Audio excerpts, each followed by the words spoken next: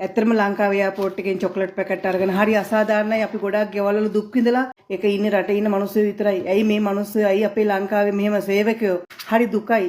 මේ වගේ බෑග් තිබ්බම අපි බලන අපි ආරක්ෂක මෙහෙම ලොක් කරලා දාක් තියෙන්නේ. ඒක මේ සොරා ගන්න කරකොට මේක හරිය ලේසි පහසු ක්‍රමයක් තියෙනවා. දැන් බලන්න මේ වගේ යතුරු කෑල්ලක් තිබුණාම මේ වගේ තිබ්බහම ශනිකව ඔන්නෝම ඉව කරන්න පුළුවන්. යාළුවනේ විදේශගතව සිටින ඔබ සැමට අද මං අරගෙන ආපු මේ පණිවිඩය ඊටම වැදගත් අත්‍යවශ්‍ය තොරතුරක් කියලා මං මුලින්ම කියන්න ඕන. සත්‍යය හඬ ඔබ වෙත එසනින් ගෙන එන ඔබගේ හදවත් දිනාගත් එකම නාලිකාව සෆා පේජ්. පිටරට ඉඳලා ලංකාවට යනකොට එයාපෝට් එකේදී අපිට මුහුණ දෙන්න සිද්ධ වෙන විවිධ අකරතැබ්බ අපහසුතා ඒ වගේම අනවශ්‍ය ගැටලු ගැන තමයි අද මේ වීඩියෝ එක. අපි පිටරටක දුක් මහන්සි වෙලා උපයන සල්ලි වලින් ලංකාවට යන වෙලාවට අපේ ළමයින්ට අම්මට තාත්තට ගෙදර අයට පොඩි හරි දෙයක් අරගෙන යන්නේ ඒ අයගේ මුහුණෙන් සතුට දැක ගන්නයි. නමුත් යාළුවනේ දැන් වෙලා තියෙන සමහර දේවල් නිසා ඒ සතුට එයාපෝට් එකේදී දුකක් ආතතියක් අපහසුතාවයක් බවට පත් වෙන්නත් පුළුවන්. ඒ නිසාම තමයි ඔයාලට මේ වගේ ගැටලු වලට මුහුණ දෙන්න වෙන්නේ නැතිව పూర్ව සූදානමක් එක්ක ආරක්ෂිතව ලංකාවට යන්න මම අද මේ වීඩියෝ එක අරගෙන ආවේ. මේ වීඩියෝ එක අවසානයේදී ස්කිප් කරන්න නැතුව බලන්න. මේ වීඩියෝ එක අවසානයේදී මේකට තියෙන හොඳම විසඳුම මොකක්ද කියලා මම ඔබට පැහැදිලිව කියලා දෙනවා. ඔයාට මේ වගේ වැදගත් වීඩියෝ දිගටම බලන්න නම් channel එක subscribe කරන්න, වීඩියෝ එක like කරන්න, ඔයාගේ යාළුවන්ටත් share කරන්න අමතක කරන්න එපා. හරි යාළුවනේ, එහෙනම් අපි දැන් මේ වීඩියෝ එකට යමු. තමයි බලන්න මං ඊයේ අල් ජසීරා එකේ ආවේ ඊයේ කුවේට් එකේ ඉඳලා 3යි ගානට බැස්සේ. ඊට පස්සේ මම මේ ලැගේජ් බෑග් එක මං අරන් ආවේ. ඊට පස්සේ ෆ්ලයිට් එකට නගිනකොට මේ බෑග් එක මේ ලැගේජ් දාන්න ඕන කියලා යාලා දැම්මා. ඒ තිබ්බ චොක්ලට් පැකට්. ඇත්තටම ලංකාවේ එයාපෝට් එකෙන් චොක්ලට් පැකට් අරගෙන හරි අසාධාරණයි. අපි ගොඩාක් ගෙවල් වල දුක් විඳලා දුක් මහන්සි වෙලා ගෙවල් වල වැඩ කරලා මානසිකව පීඩන වලින් තොරව අපි මේ ලංකාවට එන්නේ.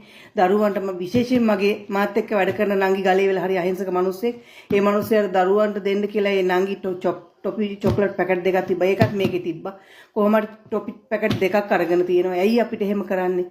ගොඩක් දුක් මහන්සි වෙලා අපි ගෙවල් වල වැඩ කරලා ඒක ඉන්නේ රටේ ඉන්න මිනිස්සු විතරයි. ඇයි මේ මිනිස්සු ඇයි අපේ ලංකාවේ මෙහෙම සේවකයෝ අපි වගේම මේ මිනිස්සුන්ටත් පඩියක් ගන්නවා. ඇයි එහෙම කරන්නේ? එහෙම කරන්න එපා මිනිස්සුන්ට. ටිකල් ළමයි ඉන්නේ ඔයාලා එනවා නම් අනිවාර්යෙන් මේකට ලොක් එකක් දාගෙන එන්න. මම දැන් ගෙදර ඇවිල්ලා උදේ බලනකොට චොක්ලට් නැහැ. චොක්ලට් පැකට් අරගෙන හරි දුකයි. අපි දුක් කිරීමක් කරන්න කියලා මේ කල්පනා කරන ඊයේ පෝස්ට් එකක් දැක්කා මේ රටේ ඉඳලා යන අයගේ බැගේජ් වල ලංකාවට ගියාම එයාපෝට් එකේදී බරසොරකම් කරනවා කියලා. ඉතින් මේ වගේ බෑග් තිබ්බම අපි බලන අපි ආරක්ෂක මෙහෙම ලොක් කරලා දාක් තියෙන්නේ. ලොක් කරලා ආරක්ෂක දැන් සමහර වෙලාවලට අපි මේ ලොක් එකක් මෙහෙම දාලා තියෙන්නත් පුළුවන්.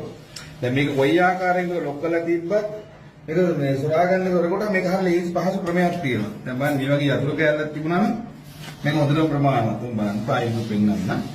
මේ වගේ තිබ්බහම ශනිකව ඔන්නෝම ඉව කරන්න පුළුවන්.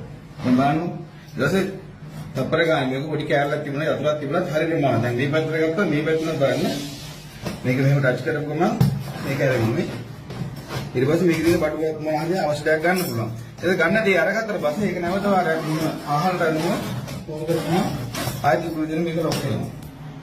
ඉතින් මේකට ආරක්ෂා වෙන්න පුළුවන් හොඳම ක්‍රමය තමයි මේක රැපින් කරගන්න.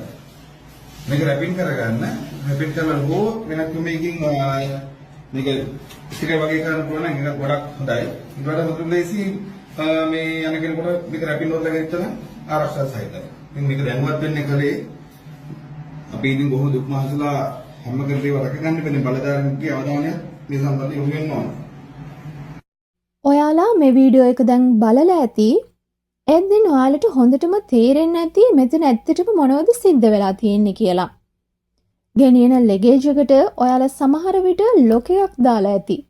ලොක් දාලා නම් සේෆ් කියලා අපි බොහෝ දෙනා හිතනවා. නමුත් යාළුවනේ ලොක් එකක් දාලා තිබ්බත් ලැගේජ් එක 100% safe වෙයි කියලා කවුරුත් ගැරන්ටි එකක් දෙන්නේ නැහැ. බලන්න මේ සහෝදරියට වෙච්ච දේ. ඒකෙන් ඔයාලට තේරෙනවා ඇත්ත తත්වය මොනවද කියලා.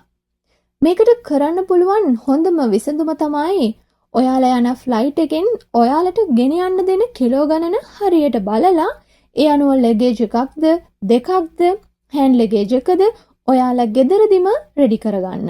ඊට පස්සේ ඔයාලගේ ලැගේජ් ටික ගෙදරදිම හොඳට wrapping කරලා පොලිතීන් එකකින් wrap කරගෙන එයාපෝට් එකට ගියොත් එතනදී කිසිම trouble එකකට මුහුණ දෙන්න සිද්ධ වෙන්නේ නැහැ.